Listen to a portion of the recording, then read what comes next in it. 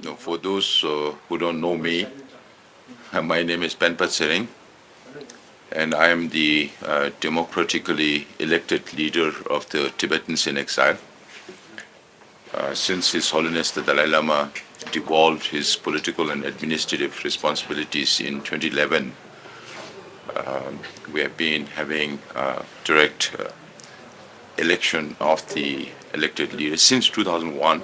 Since 2001 to 2010, His Holiness has been saying that I'm semi-retired. In 2011, he devolved all his responsibilities, both administrative and political, and I am the third in a sense, starting from 12 to 11, but my predecessor served for 10 years. This is my first term. And this is my second visit to Gangtok as Sikyong, or the democratically elected leader of the Tibetan people. Now, since we assumed office, that was also the time when pandemic was raging, and the world was looking at China in a different way. So even though we follow what is called as the middle way policy proposed by His Holiness the Dalai Lama to seek a non-violent, negotiated, mutually beneficial solution that would be lasting, and we are committed to following this policy that His Holiness has proposed and also approved unanimously by the Tibetan Parliament in exile. We decided to change the strategy a little bit, because when we say middle way, then you also talk about the extremes or the polarities. Without recognition to the polarities, there is no value for the middle way. So in the political sense, one polarity is the present situation of occupied Tibet under the repressive Chinese communist government, and the other polarity is the historical status of Tibet as an independent state.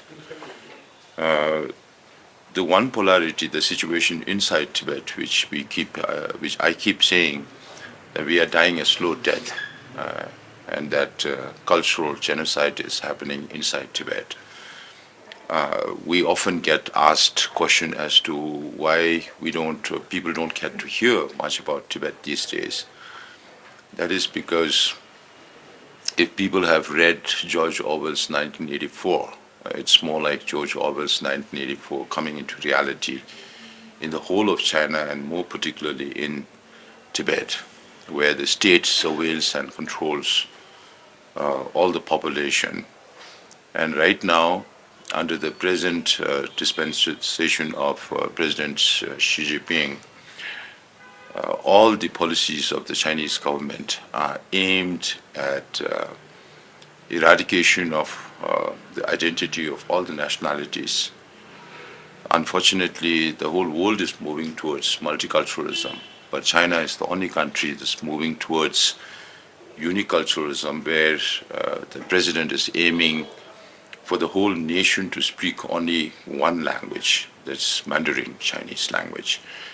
And in Tibet, particularly, those of you who are in the know, would vouch also for the report that was done by the special rapporteurs on Tibet that talked about the colonial-style boarding schools in Tibet.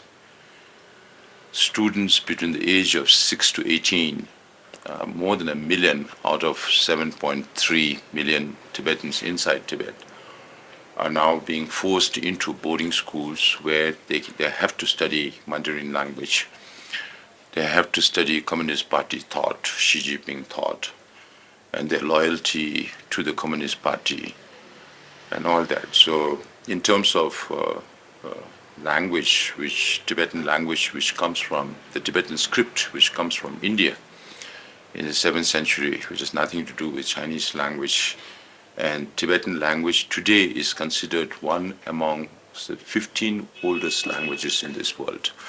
And we have transliterated every available Sanskrit and Pali Buddhist text from 9th century to 13th century into Tibetan, and Tibetan is the only language where you can really study the essence of Buddhism And that is being targeted because that is the root of Tibetan identity. And then, of course, the Tibetan Buddhism, when Tibet was independent, you had these big monasteries with thousands of monks and nuns. Now it is reduced to 300, 400 in those big monasteries.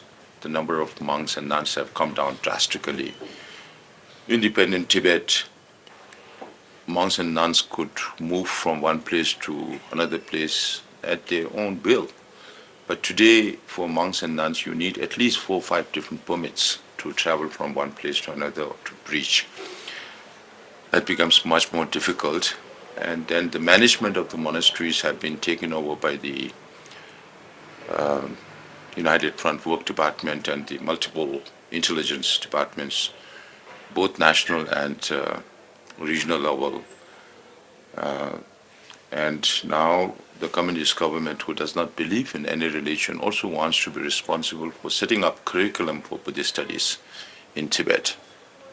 And the last nail on the coffin is the law they passed in 2007 called the Order Number 5, which talks about the atheist government being responsible for recognition of reincarnated lamas, what Chinese call as living Buddhas.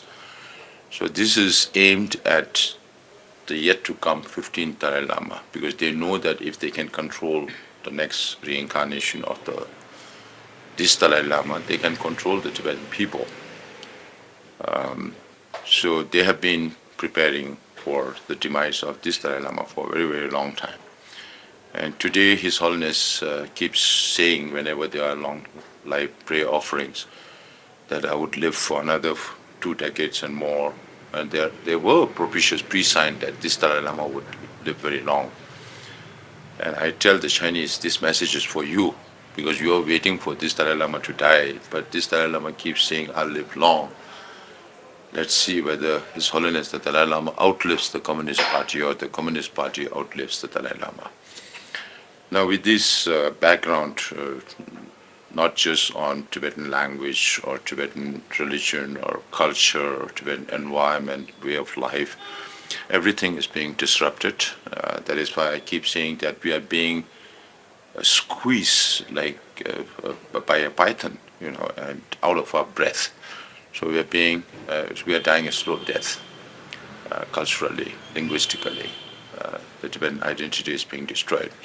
So with that in mind and the international political scenario in mind, we changed our strategy a little bit by focusing on the polarities, because what is happening inside Tibet, we keep telling the international community, but the historical status of Tibet is not much focused on. So there are 4 reasons why we do this. One is to send a clear message to China that they cannot change history. Chinese leaders, just on their whims and fancies, cannot change history, because history is in the past.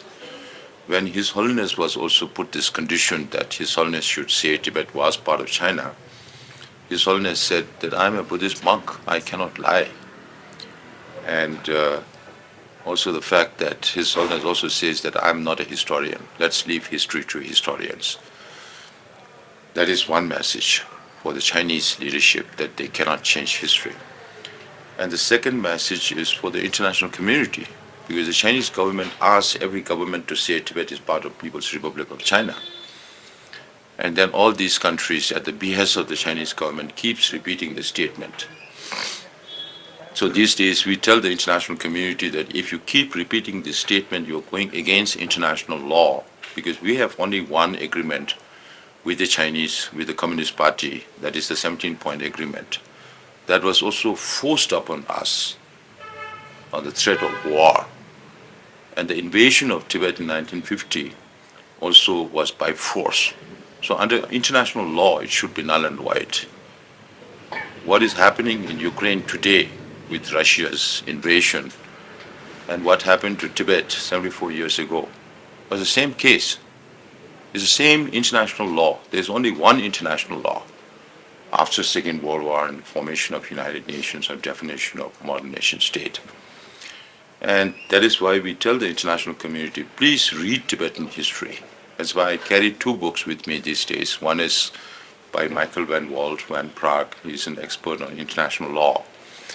And he looked at Tibetan history from a legal perspective. And he correlated the comparative Tibetan history, not just by studying Tibetan history, but also working with about 100 scholars from Central Asia, and establishes the fact that whether it was Tibet Yuan, which is Mongols, when Mongols ruled China from 1271 to 1368, or the relation between Pamadruba, Rinpoche, and Devasangpa dynasties in Tibet for more 300 years, when China was ruled by the Ming dynasty from 1368 to 1644. And 2 years before that, in 1642, the fifth Dalai Lama took over the political and temporal leadership of Tibet in 1642. 2 years after that, the Mings were overthrown by the Qings in China. Qings are also Manchus, not Chinese. So looking at all these comparative history and also based on international law, he proves that Tibet has never been considered part of China. And then there's a Chinese professor called Professor Lau. He was always intrigued by this question as to why Chinese government is asking, when he was in his university days, as to why Chinese government is asking every government to say Tibet is part of PRC, if what China has been saying, that Tibet has been part of China since ancient times. If Tibet has been part of China since ancient times, then why is Chinese government asking governments to say Tibet is part of PRC today? So then he became a professor. He spent all his life as an academic, and he retired, and then he downloaded all the imperial Chinese historical records from the Communist Party website.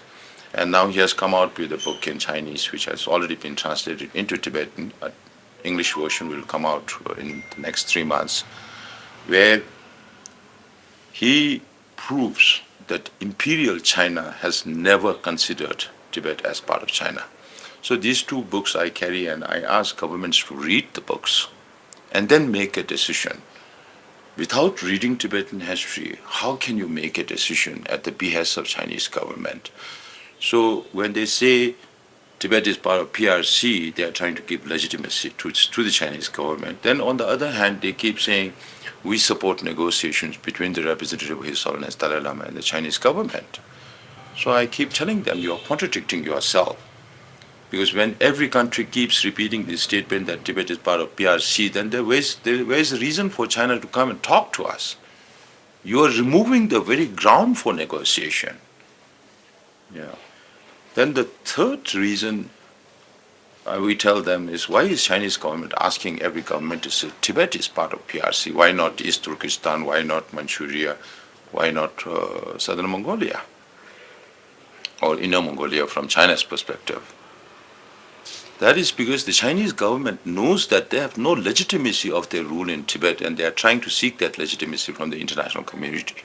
So even now, when I make a statement from here, if there is a response from the Chinese spokesperson in Beijing, they would say, oh, the Tibetan government in exile is not recognized by any country in this world. That is how they try to prove legitimacy. When they don't have, they try to seek that from the international community. So this is also one of the reasons to send a message to the international community about seeking some recognition for the Tibetan historical status. Then the third reason is, of course, for the Tibetans themselves. Now we are only about 130, 140,000 Tibetans in exile. If Tibetans don't study Tibetan history, then who will? Who else will? And the fourth reason is also within the Tibetan community you have, of course, the official position of middle way, and then you have, independent seekers. So we keep saying we can work together. When on the middle way, to gain leverage and value for middle way, if we can focus on the history of Tibet, then independent seekers, those who seek independence for future, will have to prove the independent nature of Tibet in the past. So it doesn't help arguing amongst the Tibetans. What we need to do is convince the Chinese government and convince the international community about our status. So that's how we are trying to work with this Central Tibetan administration. This is the 16th cabinet of the Central Tibet. And we were not just doing the talk, we have been walking the talk So we have been working with the US Congress over the last 2 years, and we got this act called the Resolve Tibet Act passed this July, signed by President Joe Biden into a law. Because the United States is the only country that has a law on Tibet, and it talks about four major issues in this new law. One issue is that Chinese government keeps saying that there is no Tibet problem, there is no Tibet issue.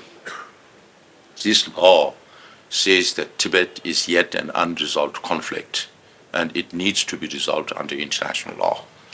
And the second point is this law says the Tibetan people have the right to self-determination. And self-determination is defined under international law, not autonomy. So this is very much in line with the UN General Assembly resolution of 1961 on Tibet. And then the third angle, which is the most important from our perspective, is that the US government says that they do not recognize China's narrative that Tibet has been part of China since ancient times. And then the fourth part of this law talks about the territory of Tibet, because China designs only Tibet autonomous region as Tibet, whereas this law says Tibet consists of all the three provinces of Tibet, which is about 2.5 million square kilometers, or a quarter of China's landmass. So this is where we are now. We just concluded, we all witnessed what happened in the US elections, and former President Trump would be coming back next year, January. So there will be, every country has been doing a lot of studies if such things happen. So it's a very fluid and dynamic situation that we are watching internationally, what is happening inside China, and also what's happening inside Tibet. So based on those things, we make our strategies and move forward internationally. And with this law in the United States, now we have to look at the possibilities of working with the US Congress or the State Department, whether they would be able to, or they will be willing to share some shoulder or responsibilities with us to reach out to other countries to adopt similar positions. And that's where we are. Thank you for coming. I understand that it's a very vibrant fourth estate here. Thank you. Any questions? I will be happy to respond. So with each passing day, China becomes more powerful, and with its president programmed to be the president of China, President Xi to be the president of China for life. So how hopeful are you with your struggle for freedom? Is that your struggle will bear fruits in coming days? Now, of course, nobody can say I'm an expert on China, because it's a very opaque system. So anybody who comes out with any kind of analysis will have to base on what is visible on the surface and what could be there inside. Now, there is a realization in the international community that particularly in Europe, if we look at Europe, the 27 countries plus countries surrounding that, they know that Russia is the immediate threat, but the long-term challenge is China.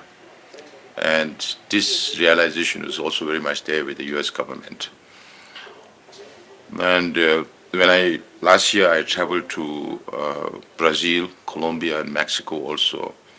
The understanding on China's motivation and China's structure and strength is not very much there.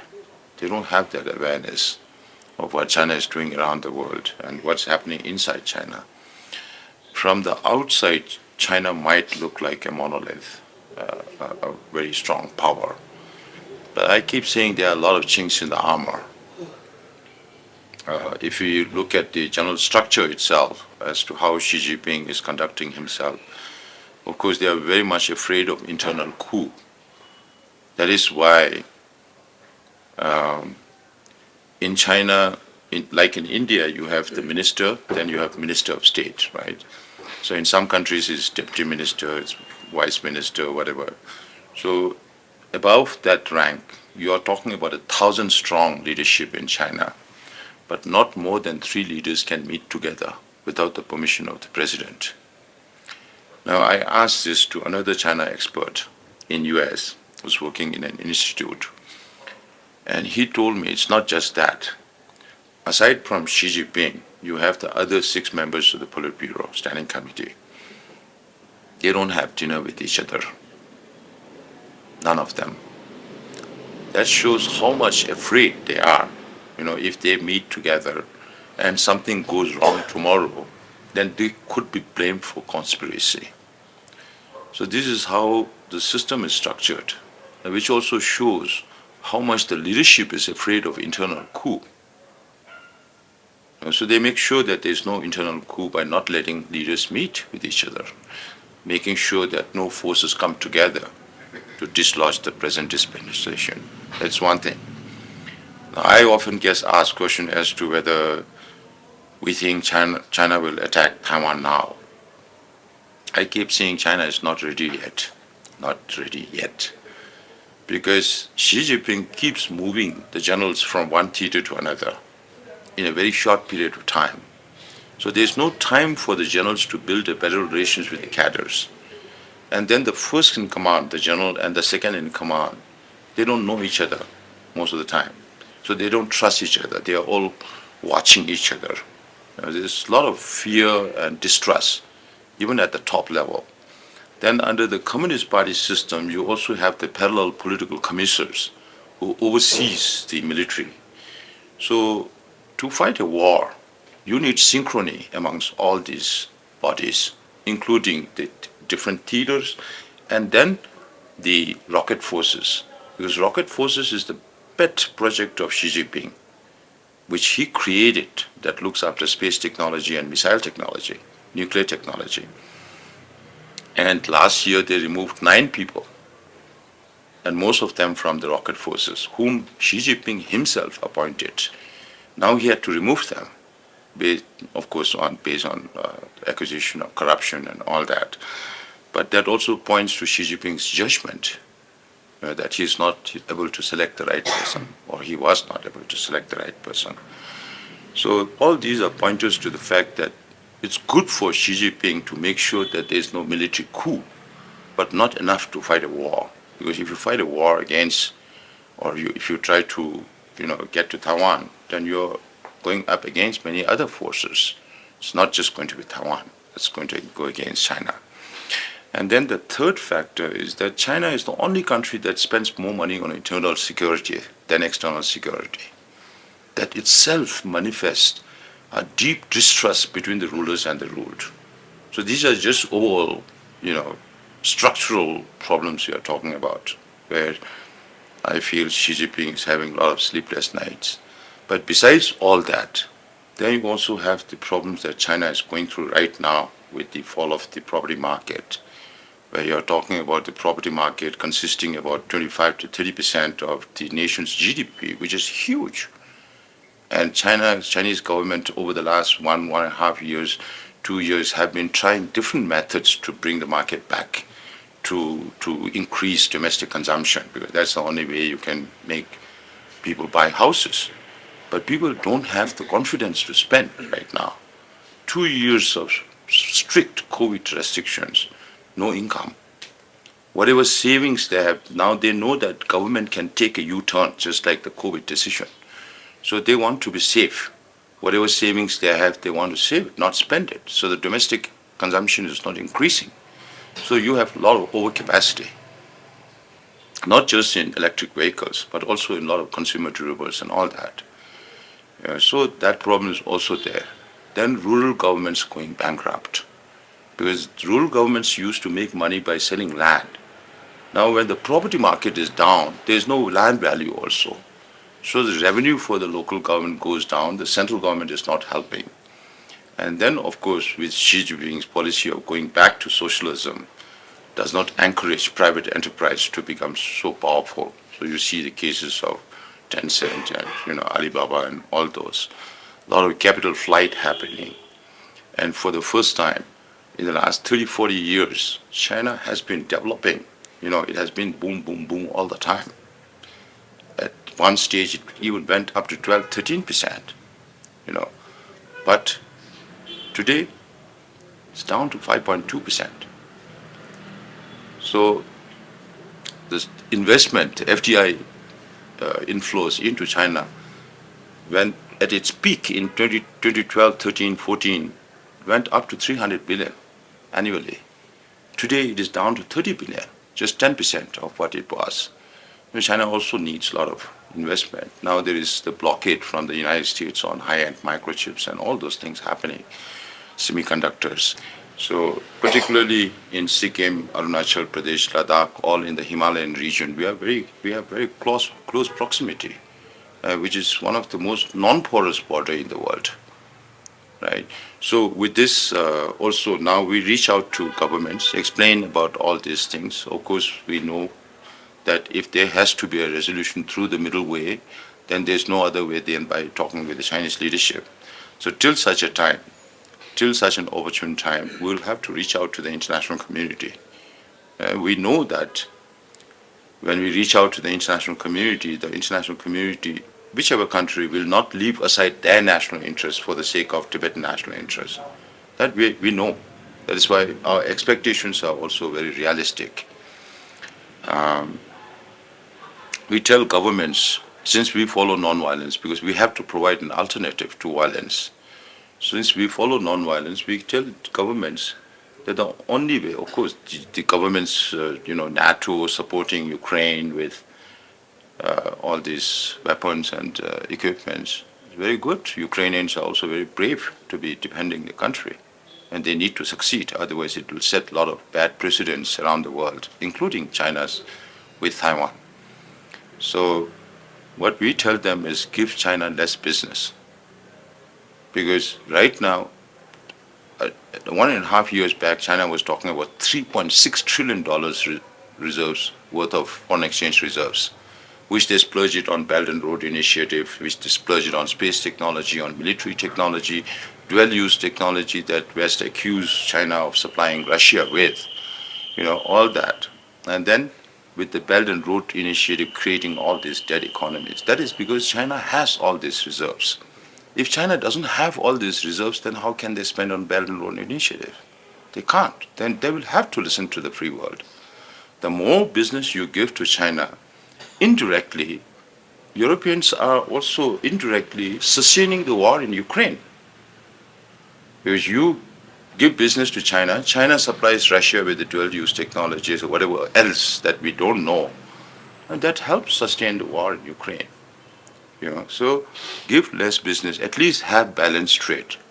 27 European countries, according to 2021 statistics, they imported 600 billion euros worth of Chinese goods and services, and exported only 200 billion. So EU has a deficit of 400 billion every year.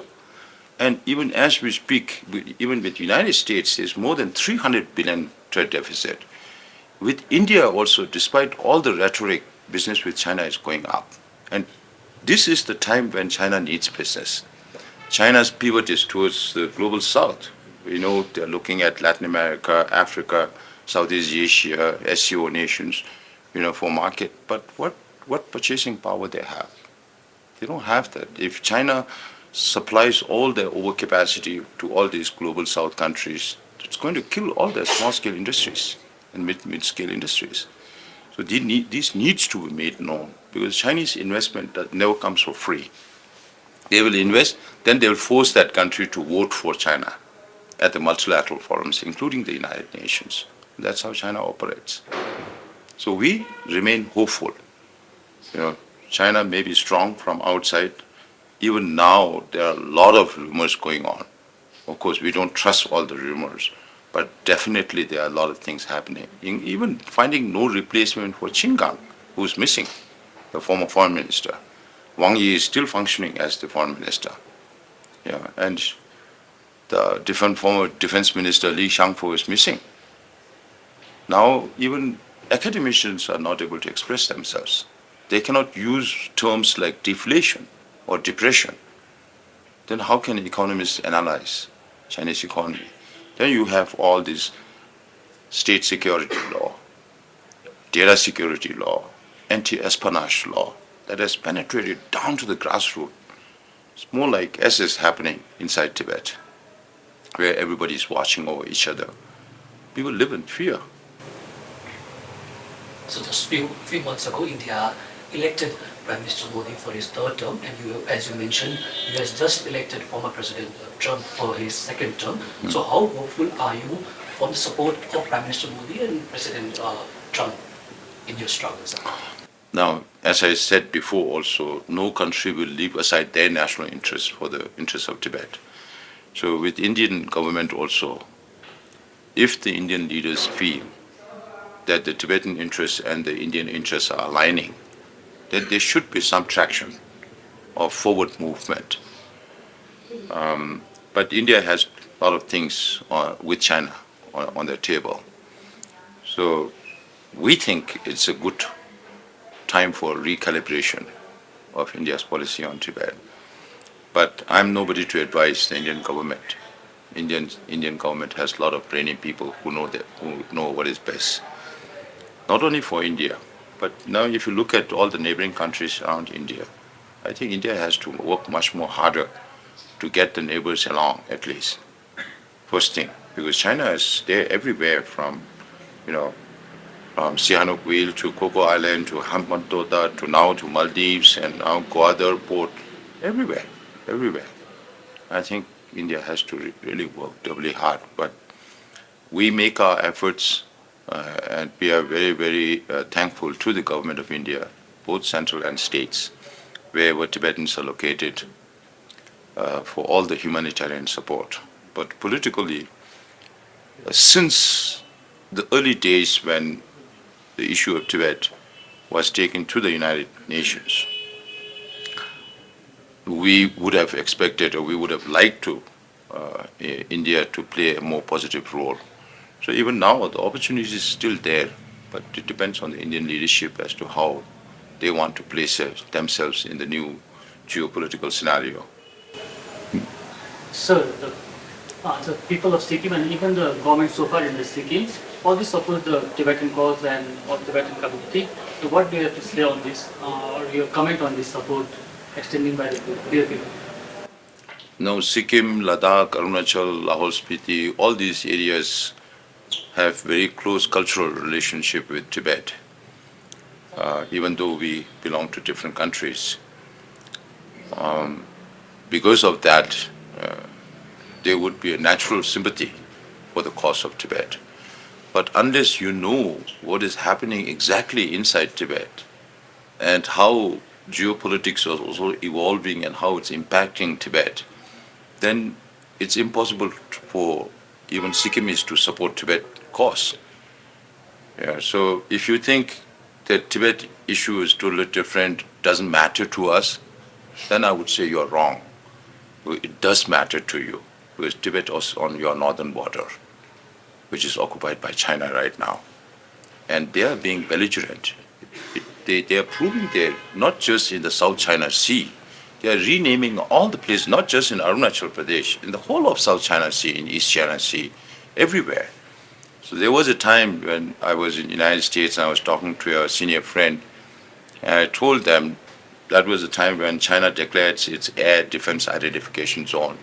So I said, if US is not careful, today if China can claim the air, they will claim everything underneath that air. And this is exactly what has happened. They are claiming the whole of South China Sea with the 9-dash line. Now they call it 10-dash line, whatever. And with India also on Ladakh. Just day before yesterday, I read one report where you know about the fact that Chinese government has established a lot of shaogangs or border villages on the Tibetan side because the idea is to protect the nation, you have to protect the frontiers. Now there were reports that some Tibetans, or a lot of Tibetans, are being moved to one Shaogang area north of Bhutan. That is what it says. But if you look at the Bhutanese map, then it falls within Bhutan's territory. So even with small countries like Bhutan, with Nepal, with India, they are still keeping their expansionist, imperial, colonial mindset. They keep telling the world, we are peaceful, we are not doing anything, but they are doing all the aggression. It's because of their actions that all the defense expenditures in the whole neighborhood is expanding. I think the Chinese government does not realize that they are making the West more powerful in defense production. You have Japan, spending about 11-12% of the GDP on defense. Taiwan has to spend more. For the first time, security is becoming an issue in New Zealand. Australia is spending about $356 billion to buy 7 nuclear submarines. All these countries, look at Philippines, what's happening there, even Malaysia, close to China, but they will have to be careful about their defense. Brunei, Vietnam, now with India, everybody is having problems with China. Then who's at fault? And then all these countries have to buy weapons from the West, most of it, particularly India, because India was very, very dependent on Russia for its hardware, military supplies. Now today, if India or if China fights a war with India, India is at a lot of disadvantage. If you don't get spare parts from Russia, what happens? Even with huge machineries, it doesn't help. So it's important for Sikkimese also to understand what is happening around the world and how it might impact. It's not just enough that if something is happening there, you just forget about it. Tomorrow, if freedom knocks on your door, then what will happen? And you're not very, very far away, just next door.